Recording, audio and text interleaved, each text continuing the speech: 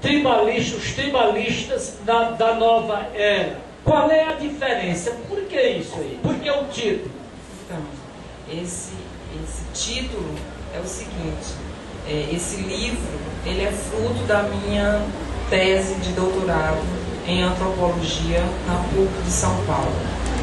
E ele é um estudo comparativo entre os espaços holísticos existentes aqui no Piauí e em São Paulo. Os espaços que se ligam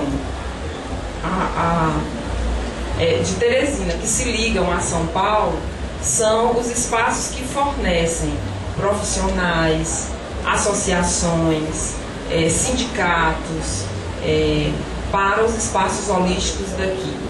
E existe uma gama de produtos ditos esotéricos, porque essa pesquisa ela trata das terapias alternativas, não é? E aí há toda uma importação desses produtos, como anjos, velas, gnomos, livros de autoajuda, música New Age, fontes, incensos, cristais, amuletos.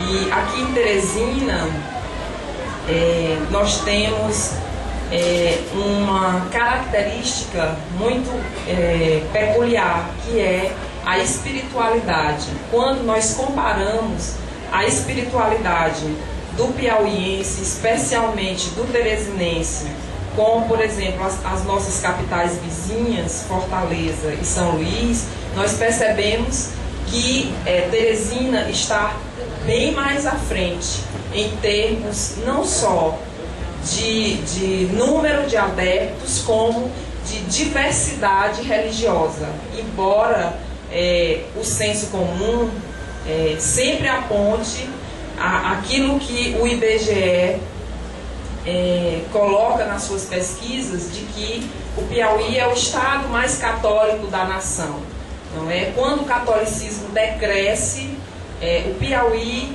ainda é o estado mais católico da nação.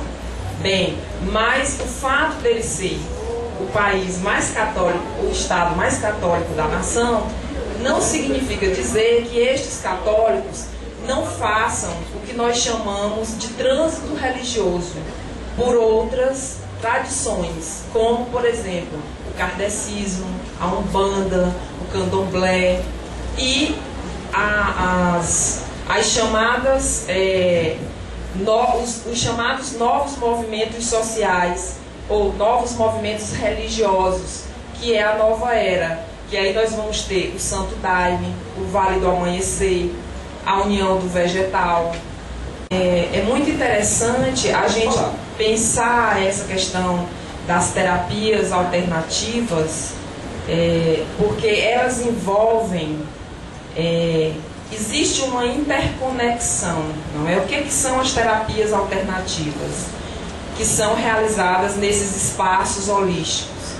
São terapias, são práticas que podem ser realizadas tanto pessoal, individualmente, como coletivamente, e que buscam diagnosticar, prevenir, curar distúrbios e desenvolver o potencial humano. Essas terapias, elas fazem um intercâmbio entre ciência e espiritualidade. Não é aquela ciência cartesiana, positivista, mas é uma ciência transdisciplinar, não é? É uma ciência que envolve as experiências místicas. O que são as experiências místicas? É a capacidade do indivíduo de sair do corpo, de ouvir vozes, de ascender e descender, não é? De vivenciar, por exemplo, o xamanismo, o estado de êxtase. E essas terapias alternativas, elas envolvem, por exemplo, os poderes da mente, que aí você vai ter um leque de mancias, como, por exemplo, o tarô, o I Ching, não é? Que são formas de você se autoconhecer e de prever o futuro e de se conectar com o divino, porque os novaeristas, eles têm como característica a não separação entre mente, corpo e espírito. Eles entendem a cura, eles próprios se consideram seres divinos. Então eles têm uma relação com essas terapias de autoconhecimento, uma preocupação ecológica muito forte, não é? Eles não estão para destruir, para explorar a natureza, mas eles se colocam como parceiros da natureza. E eles também têm o propósito de vivenciarem experiências místicas. Quando eles não conseguem, eles até fazem cursos, como o curso de introdução ao xamanismo, que um dos espaços que eu pesquiso de São Paulo, que se chama Paz-Geia, ele proporciona essa formação em módulos, não é? São cursos que têm a duração de 2 anos e você aprende a ser um xamã urbano, não é? Poxa, a linguagem é um pouco elevada, porque mexe com muitas coisas, né, Feliciano? Mas isso tudo deixa a gente muito aceso, porque mexe com o mundo espiritual. E tudo que nos leva para lá, que nos remete, que nos chama, é algo curioso. Sim. Eu fiquei muito curioso pelo xamanismo. Aquele do xamanismo. Sim, o xamanismo. Então, a nova era, ela é um fenômeno que ela nasceu na década de 70 nos Estados Unidos, na Califórnia, num instituto que é o marco número 1 da nova era, que chama Esalen Institute. Então, foi nesse instituto que cientistas como, por exemplo, o Fritjof Capra, que é muito conhecido, que escreveu o tal da física, não é? Moreno, que trabalha com a psicologia, com o psicodrama, Stanislaw Grof, que trabalha com a psicologia transpessoal.